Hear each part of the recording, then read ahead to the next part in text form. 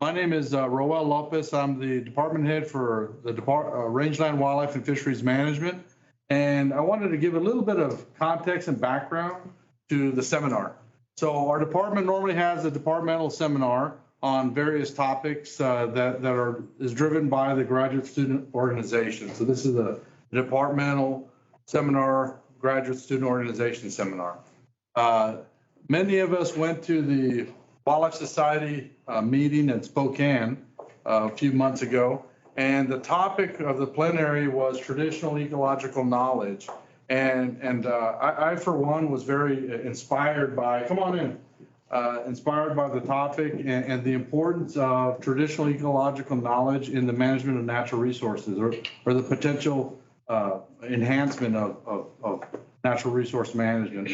And so I came back and spoke with Dr. Ty Werdel about this topic and said, wouldn't it be neat if we had a department seminar focused on this topic for this semester? And so that's kind of the idea.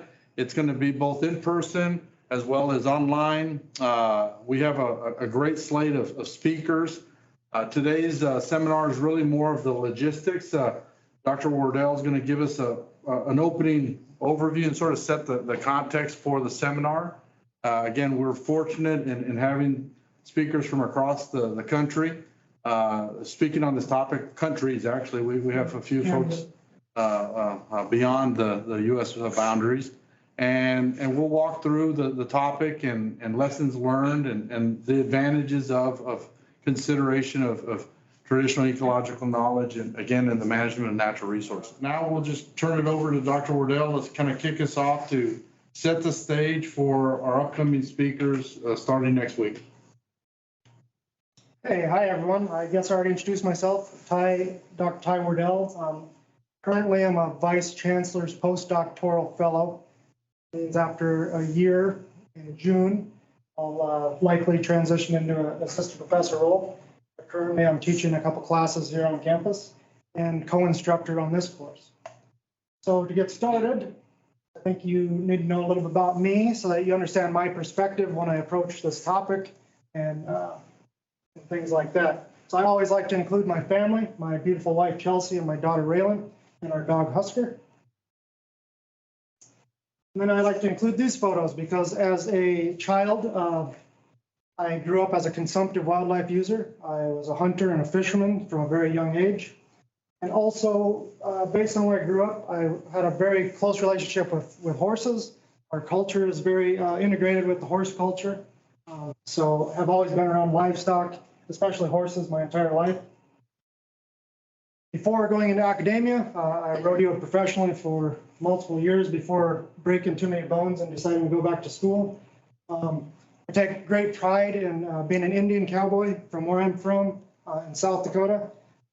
Indian cowboys are a big deal, and it's something I take a lot of pride in. All my friends from up there knew through rodeo, things like that.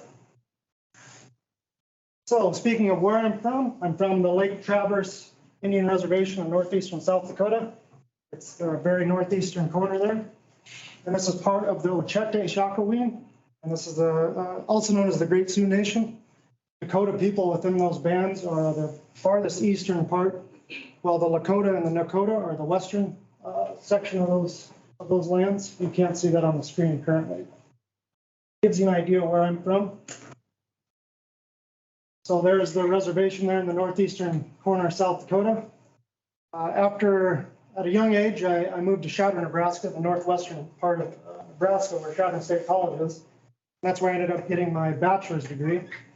But because I moved to western Nebraska, about 7 or 8, I took with me things from my home reservation in Lake Traverse, but I also grew up right near the Pine Ridge Indian Reservation across the border in South Dakota. So a lot of the cultural aspects and things I connect with are part of that Lakota culture there as well.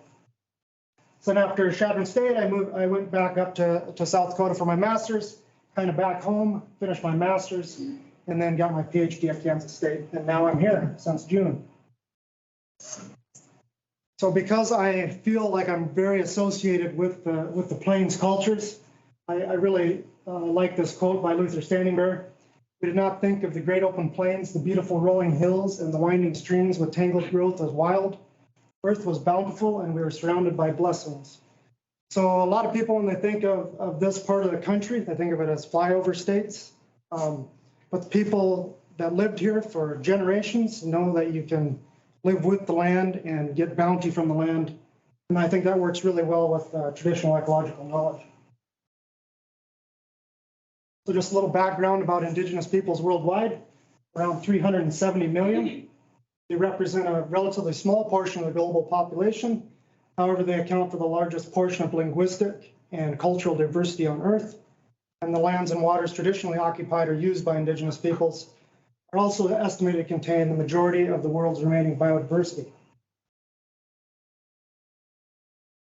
So I think it's important, since we have this, since we're here in Texas, to acknowledge the tribes that were once here and are here still in some cases.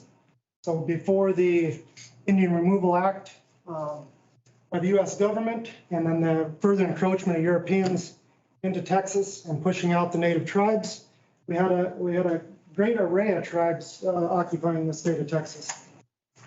Unfortunately, present day, Texas right now only houses 3 Native American reservations: the Alabama, Cherokee, Coushatta, Kickapoo, and Tigua Pueblo.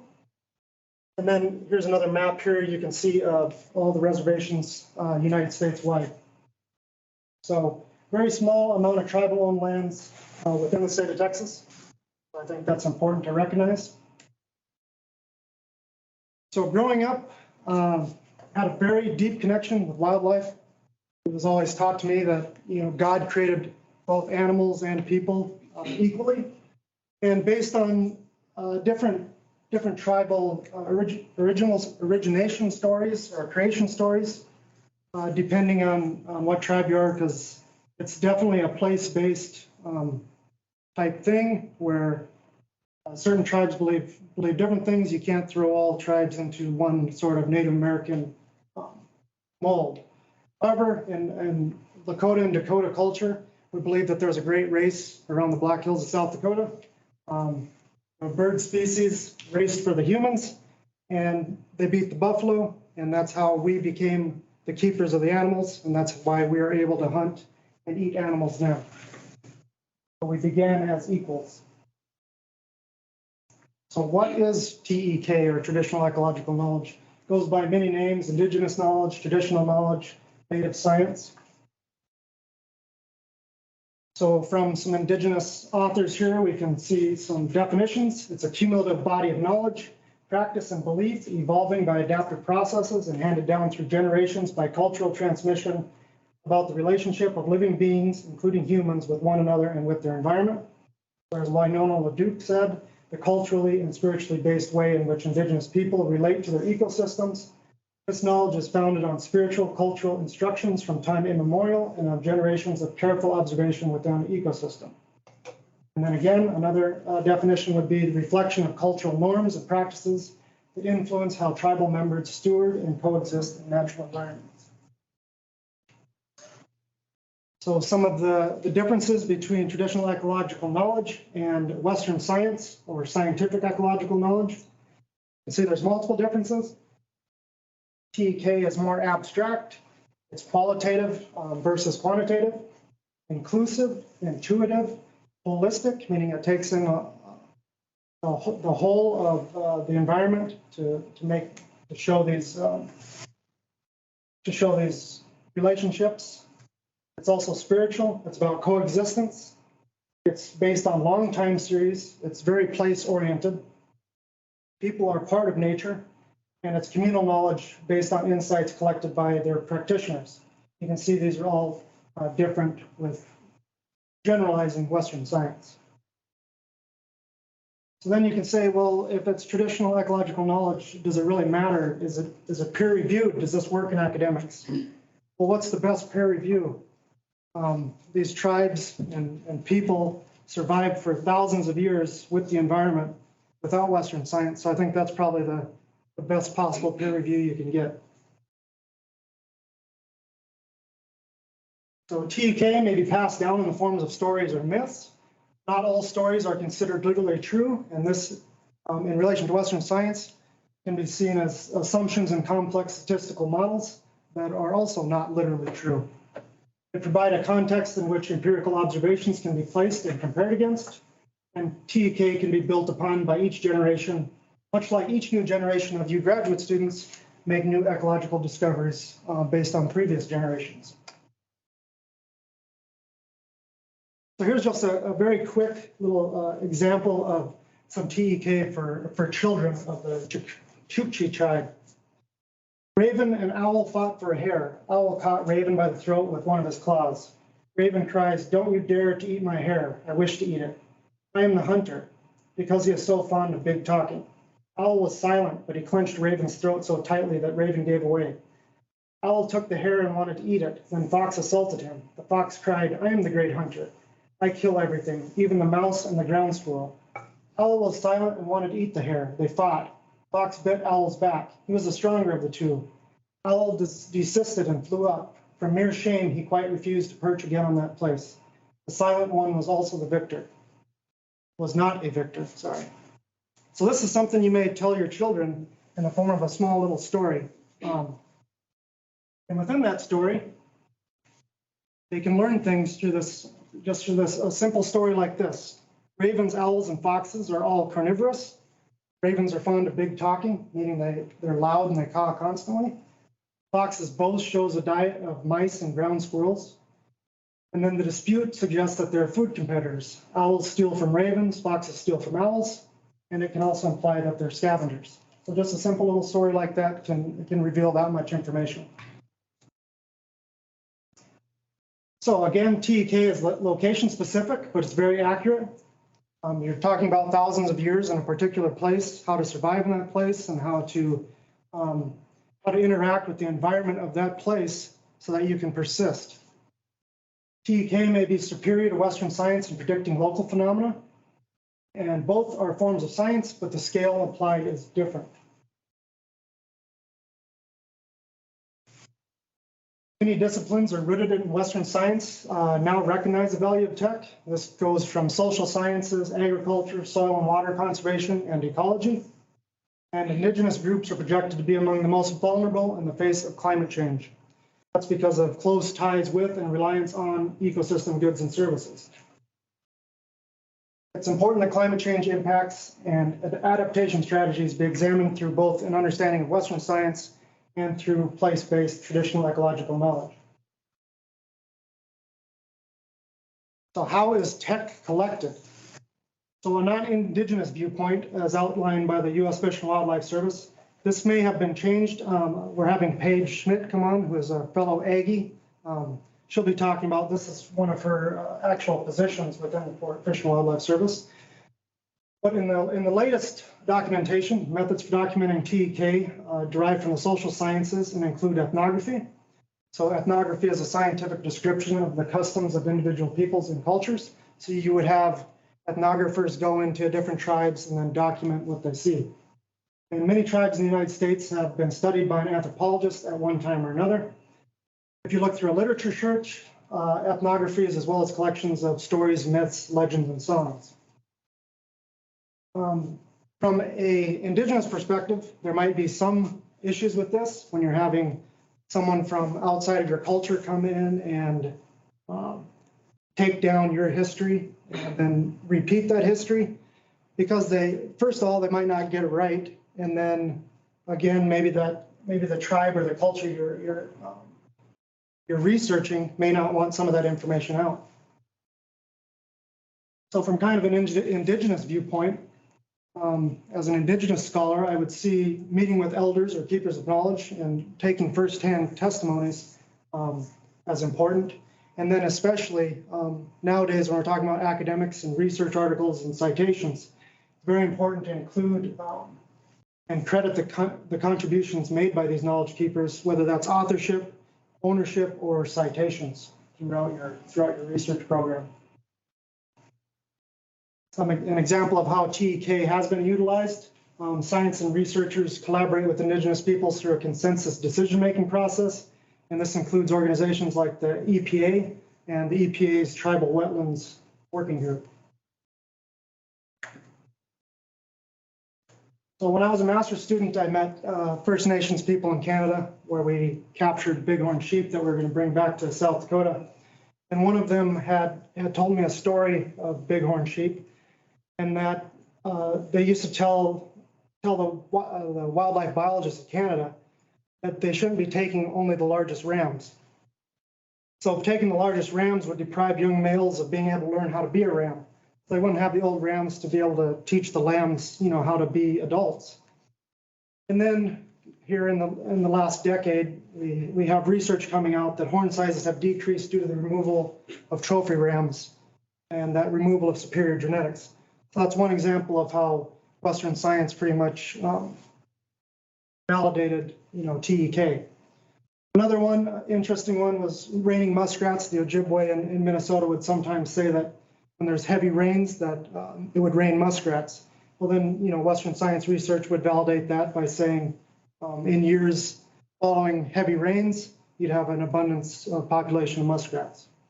And then I think this was one of the first headlines from 5 or 6 years ago, the firehawk raptors in Australia. So the Aboriginals of Australia had said for decades that these raptors would pick up burning sticks and then transport them and burn other areas of the plains to chase up small mammals so that they could eat them.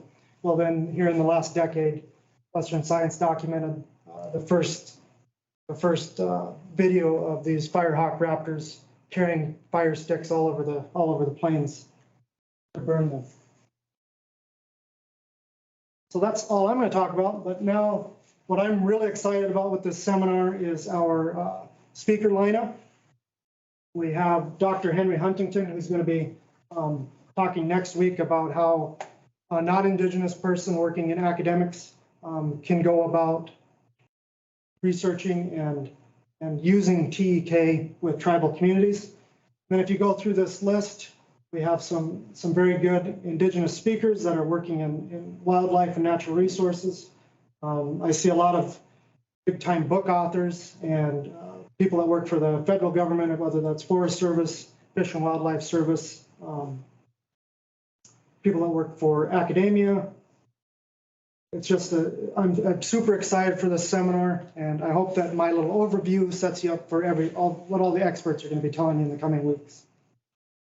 So some of the speakers are from the TWS plenary session and so forth as well. Yep.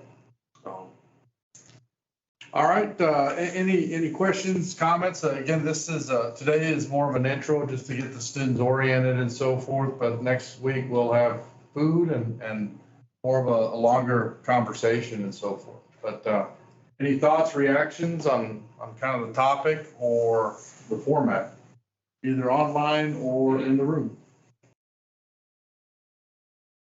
I think it's really cool to be acknowledging the value of this because people wouldn't necessarily realize that modern day science is rooted in this kind of knowledge. So I like that this was part of the seminar.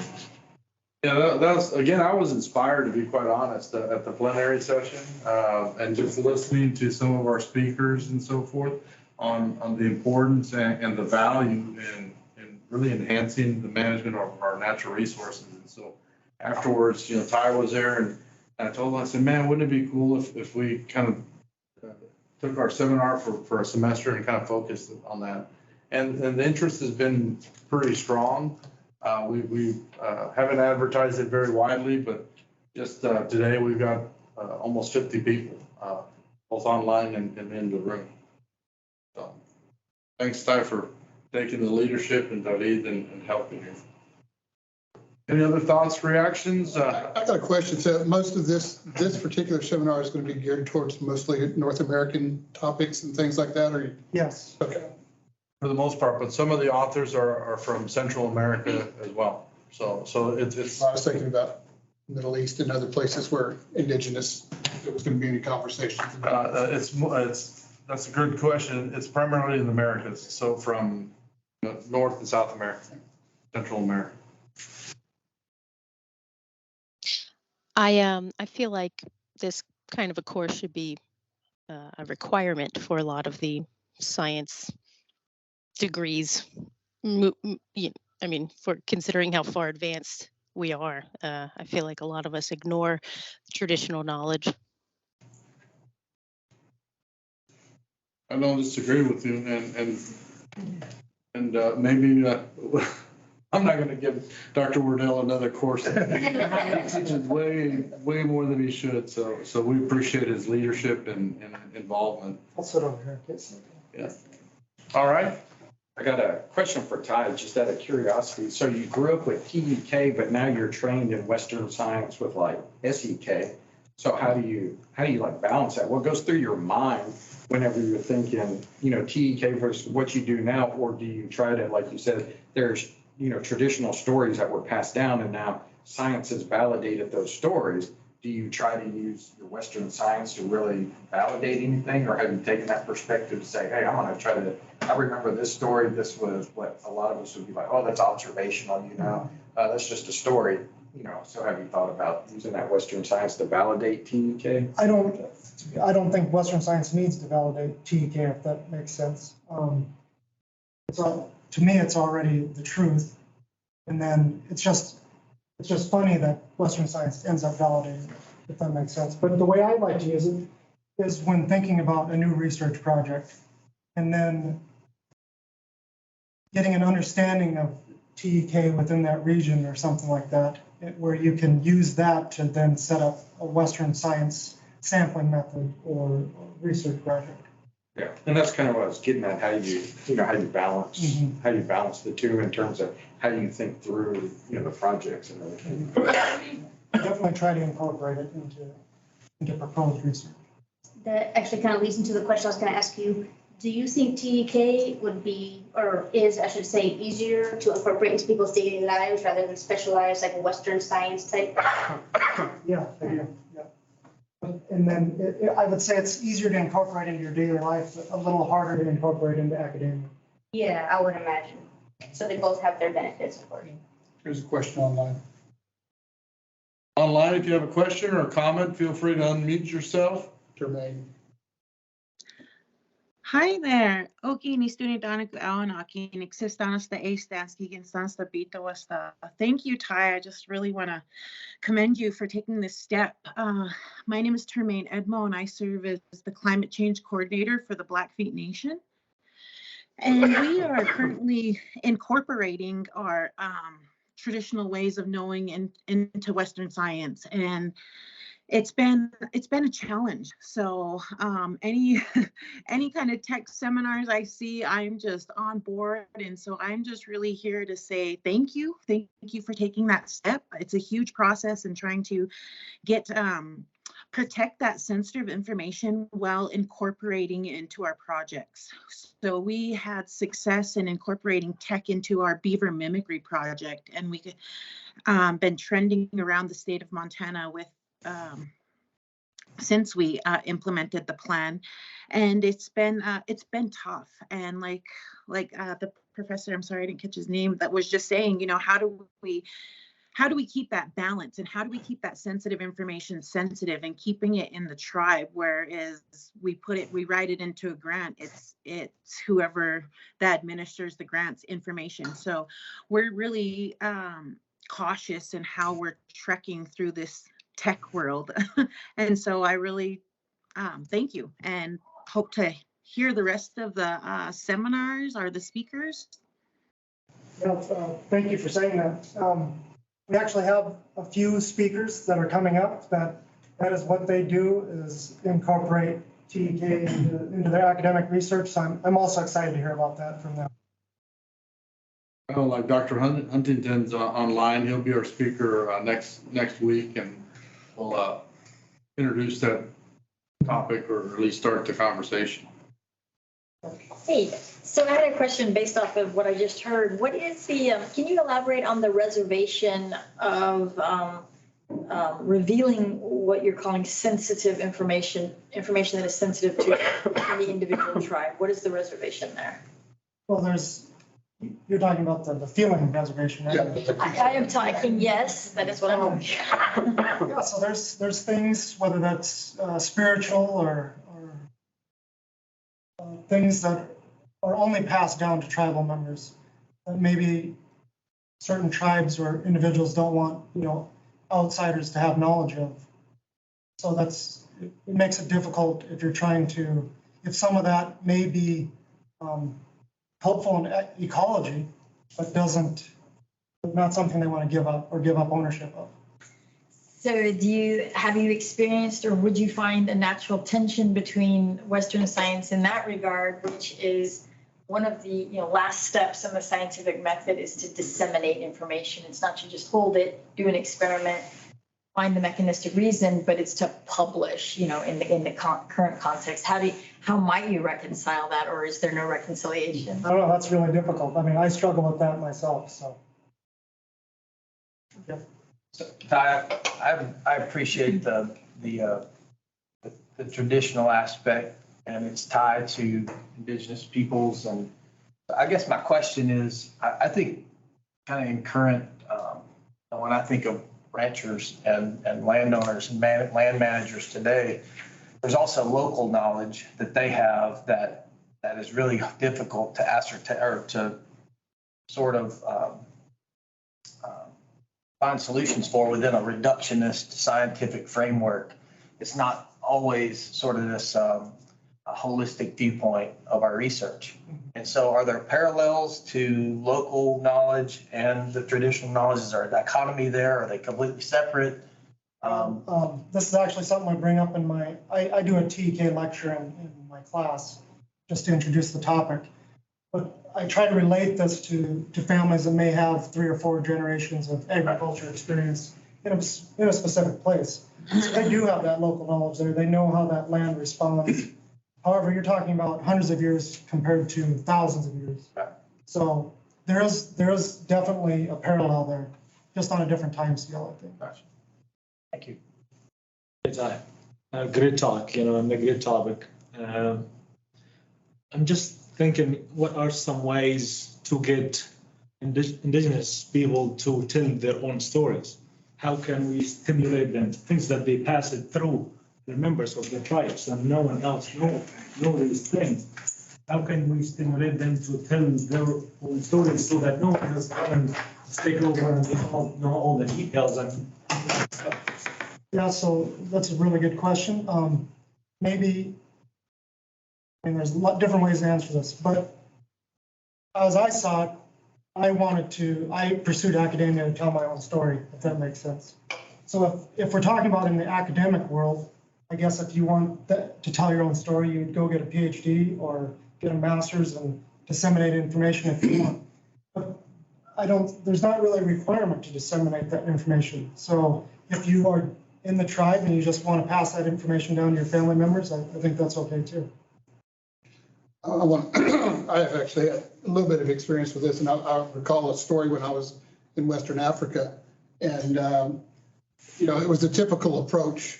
The Americans came in, they were just standing there waiting for somebody to tell them something.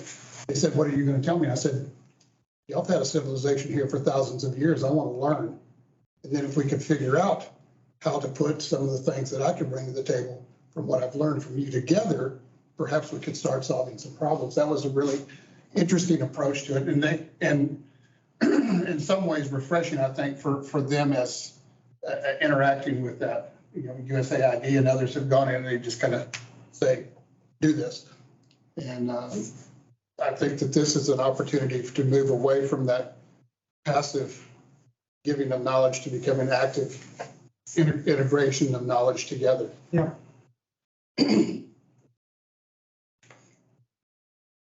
I'm sort of curious, I think we've been talking a lot about the science stuff, right, and ecological research, but there's also land management.